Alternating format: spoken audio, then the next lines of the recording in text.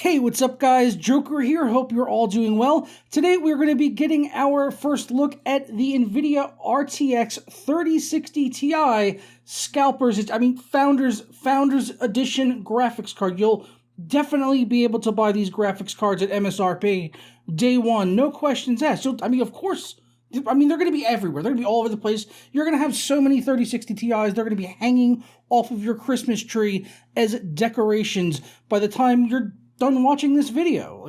No, that's probably not going to happen. But, we're going to take a look at this card anyway because it is launching tomorrow, I believe, at the comfortable price of $399. Now, whether or not you'll end up paying that or being able to find them is a completely different story, but hopefully in a few months' time, if this information, if the cards are available to you, then this information will still be useful to you, and AMD doesn't really have an answer to this card right now, at least at this price point, so I'm going to be testing it up against the closest thing that they have, which is the 5700 XT, which we will probably see a predecessor to in the coming months, which obviously would be nice to see a card from them at the $400 price point that can compete with the 3060 Ti, which is kind of standing in a place of its own right now, and it is coming in somewhere behind the 3070, which I'm also going to be comparing it to today, and the RX 6800, so you can kind of get a good idea of where it sort of fits in the stack with all of those cards. So we'll be testing 1080p and 1440p with the 3060 Ti Founders Edition in gaming, so let's not waste too much more time, and we'll get into it. Did you just finish building a sweet gaming rig only to have this happen to you? Not to worry, because your CD Key has you covered with Windows 10 Pro licenses for under $18. And if you head over there right now, you could save 20% off with my code JPD20 at checkout. You'll receive your key within seconds, and then just click the start button and type activate to find the Windows activation screen, and all you got to do then is paste your code in. For more info as well as that coupon code, be sure to check out the links down in the description below. Before we do get into the gaming benchmarks, I do want to go over a couple things on this card that maybe people might be curious about, since there wasn't a lot of information leading up to the launch. I don't believe there was a public announcement or anything from NVIDIA until today, and the card's released to the public tomorrow, or at least they do on paper, if you get my meaning there. So yeah, 3060 Ti Founders card, basically the same aesthetically, size, all that, as the 3070. They are still using the 12-pin power connector, so you are going to need the adapter, which if you get the Founders card, it comes in the box. Partner cards are going to be launching at the same time, though, so, if you get one of those, you probably won't need to be using any sort of power adapter, as we haven't seen that with any of the other partner cards up until this point in time. It's something exclusive, really, to the Scalper. It's a Founders Edition graphics card. Same shroud, though, here. Really good cooling, just like we saw on the other 30 series Founders Edition cards. They really did do a good job with these coolers, and aesthetically it's the same aluminum brick with a ton of black fins to help you dissipate heat with the shortened PCB on the back of the graphics card. And for the rear I/O, nothing too surprising here. We're getting 3 DisplayPort and 1 HDMI connection for your connectivity needs. With the next card up in the stack being the RTX 3070, which is priced at $500, while this is $399. Really the most important specs to note as far as differentiating them being that they both do have 8 gigabytes of GDDR6 memory, and they're both running GA104 GPUs.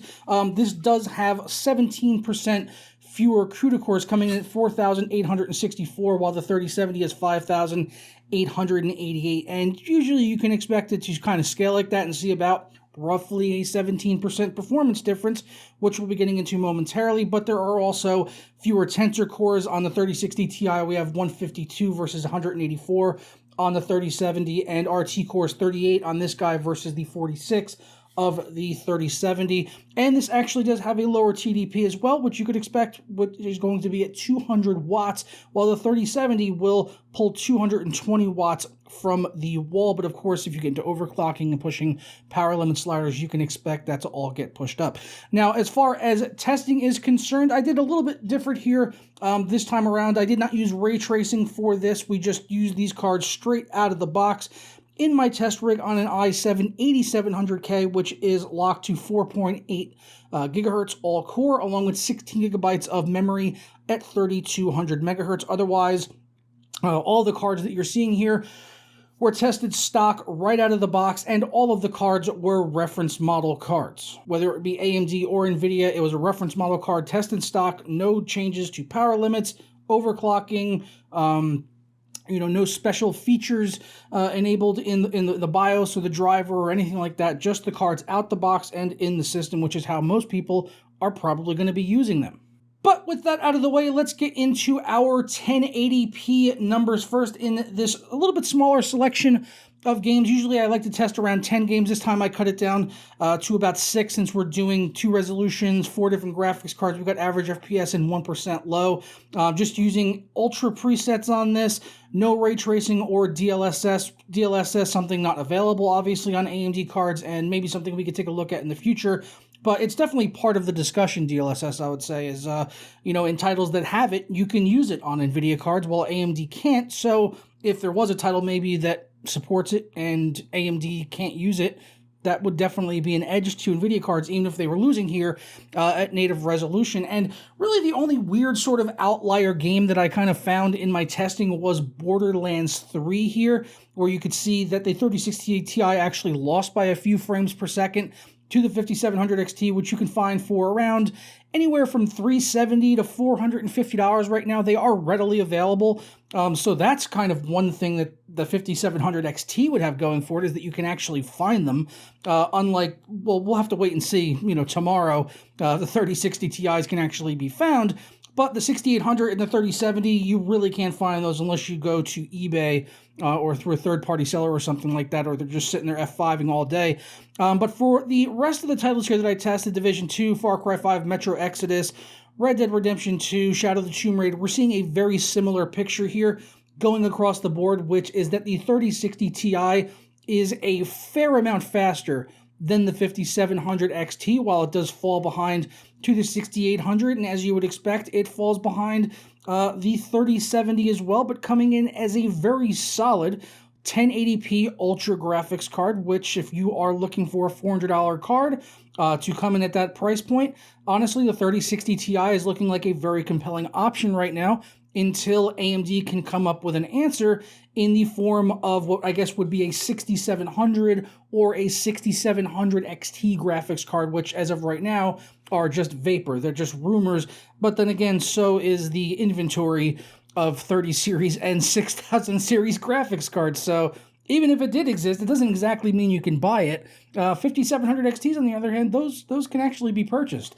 We'll go into the 1% lows now, where we're going to see a very similar picture here. Obviously, still a very strong card. Really only a Metro Exodus is the one game where at Ultra here, these cards are going to struggle to maintain a solid 60 frames per second, as it's a very demanding title.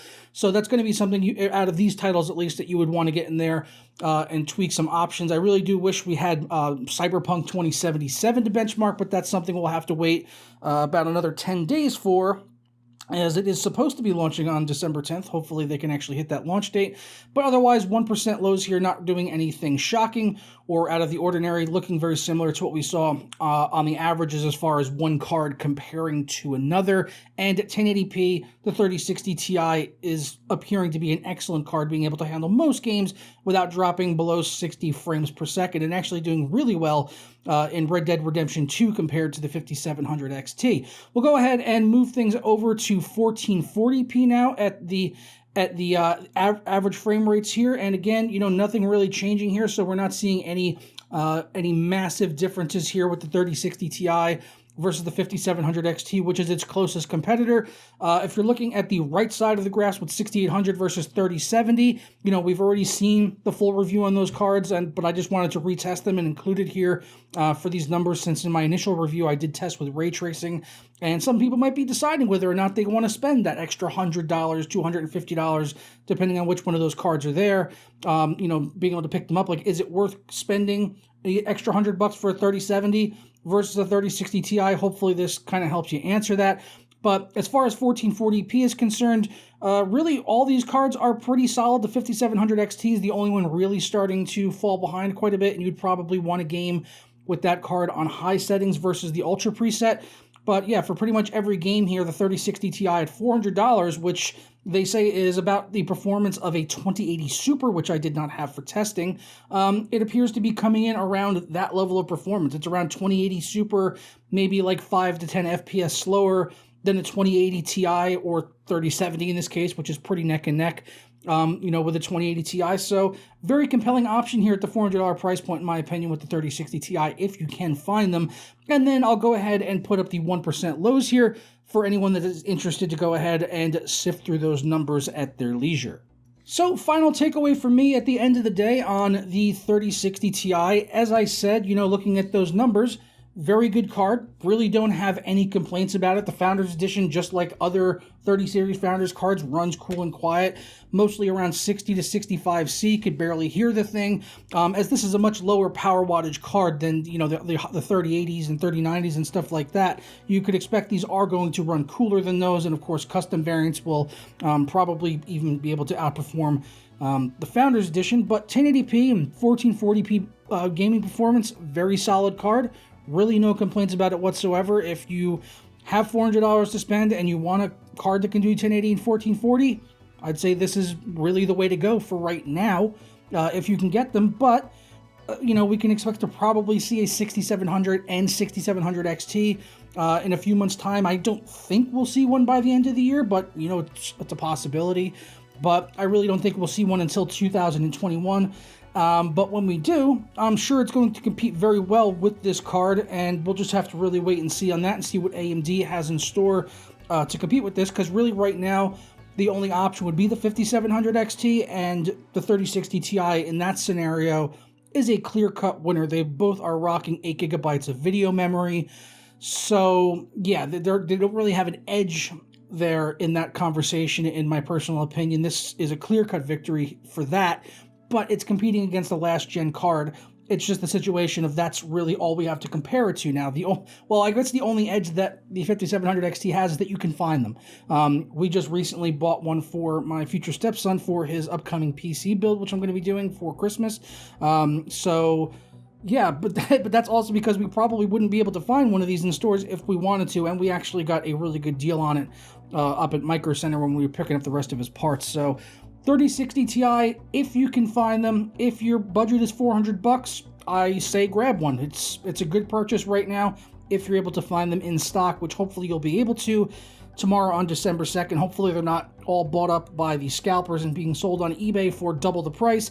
That would be rather unfortunate, but unfortunately, that is the world we kind of live in right now with, high-end, high-in demand tech products, is that they're bought up day one by bots and scalpers, and then they're listed online because people can turn a profit for it. So that's just the way it goes. So I'm going to go ahead and get out of here. Please let me know your thoughts, though, down in the comments below on the 3060 Ti scalp paper stupid Founders Edition graphics card. Sometimes my brain gets confused. I do apologize for that. But I'm going to go, and I will catch you guys next time for another video. And let me know down in the comments, would you be curious in seeing how this can fare in ultra-wide performance? Let me know in the comments. I'll see you guys down there. Ta-ra.